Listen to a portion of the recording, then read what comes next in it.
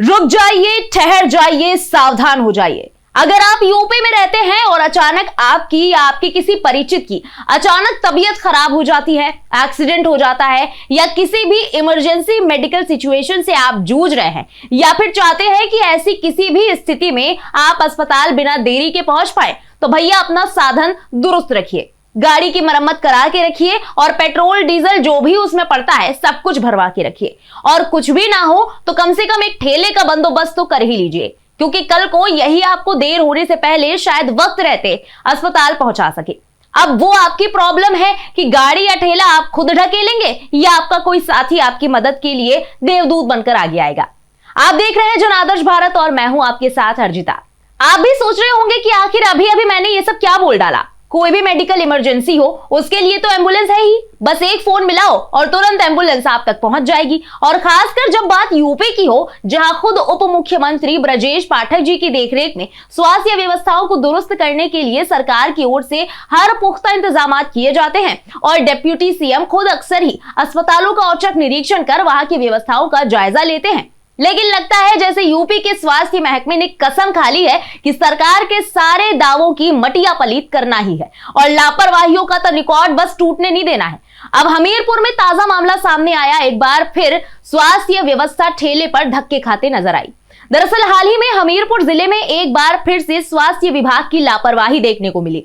शहर के बंगाली मोहल्ले में 10 बार 108 नंबर डायल करने के बाद भी जब एम्बुलेंस नहीं मिली तो मजबूरी में तीमारदार अपने मरीज को ठेले पर लिटाकर और ई रिक्शा से ठेले को बांधकर जिला अस्पताल ले आया। शहर के अंदर 1 किलोमीटर दूरी तय करने में ही मरीज और तीमारदार दोनों परेशान हो गए। तीमारदार अखिलेश शर्मा ने बताया कि उसके भाई 25 साल के सौरभ का पिछले जून के महीने में लखनऊ के पीजीआई ट्रॉमा सेंटर में गुल्ले का ऑपरेशन हुआ था। वो ज्यादा चल फिर नहीं पा रहा था। बताया कि पिछले 3 नवंबर को वो घर में फिर से गिर गया, जिससे दोबारा गुल्ले में फ्रैक्चर हो गया। 4 नवंबर को अस्पताल लाने के लिए सुबह करीब 8 बजे उसने करीब 10 बार 108 एम्बुलेंस को फोन मिलाया, लेकिन फोन बीप की आवाज के साथ बार बार बंद हो जाता रहा।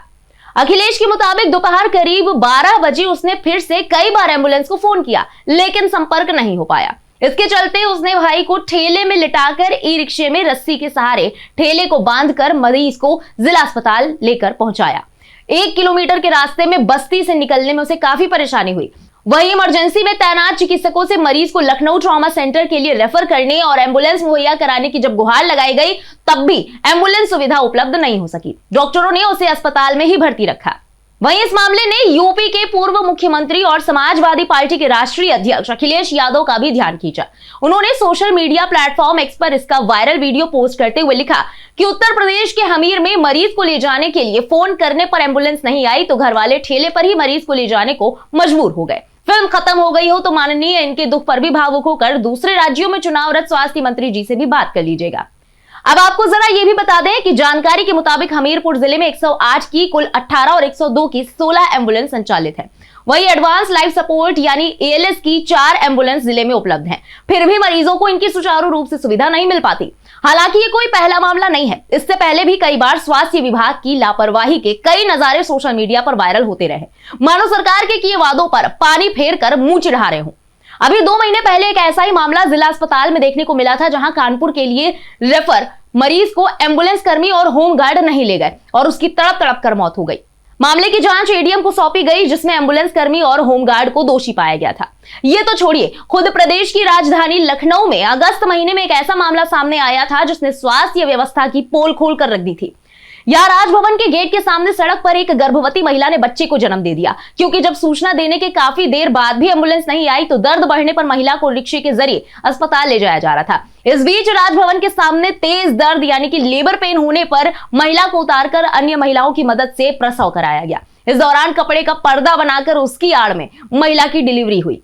ये वो इलाका था जहां से प्रदेश की डिप्टी सीएम और स्वास्थ्य मंत्री ब्रजेश पाठक का बंगला कुछ ही दूरी पर है। राजभवन भी बगल में ही है, लेकिन बदकिस्मती देखिए, इस वीवीआईपी माने जाने वाले एरिया में लेबर पेन से तड़प रही एक महिला को समय पर एक अदद एम्बुलेंस तक नहीं नसीब हुई। राह चलती महिलाओं ने सड़क किनारे साड़ी से पर्दा कर उसकी डिलीवरी करवाई, लेकिन नवजात बच्ची को बचाया नहीं जा सका। बहरहाल इन सब मामलों को देखकर यह कहना तो बिल्कुल गलत नहीं होगा कि सरकार भले ही स्वास्थ्य व्यवस्था में सुधार के लाख दावे और कोशिशें कर ले, लेकिन स्वास्थ्य मंत्री और डिप्टी सीएम ब्रजेश पाठक के कड़े निर्देशों के बावजूद स्वास्थ्य सेवाएं सुधरने का नाम नहीं ले रही। बदहाल स्वास्थ्य सेवाओं के चलते आए दिन मरीज परेशान होते हैं, लेकिन स्वास्थ्य महकमा लापरवाही और हीला हवाली की चादर ओढ़कर आम लोगों की जिंदगी से खिलवाड़ करने से जरा भी परहेज करता दिख नहीं रहा। फिलहाल इस पूरी खबर के बारे में आपका क्या कहना है, कमेंट में लिखकर अपनी राय जरूर बताएं। बने रहें जन आदर्श भारत के साथ। हमारा चैनल पहली बार देख रहे हैं तो यूट्यूब चैनल को सब्सक्राइब करें और हमारे साथ आप फेसबुक पर भी हमारे पेज को लाइक करके जुड़ सकते हैं। जय हिंद, जय भारत।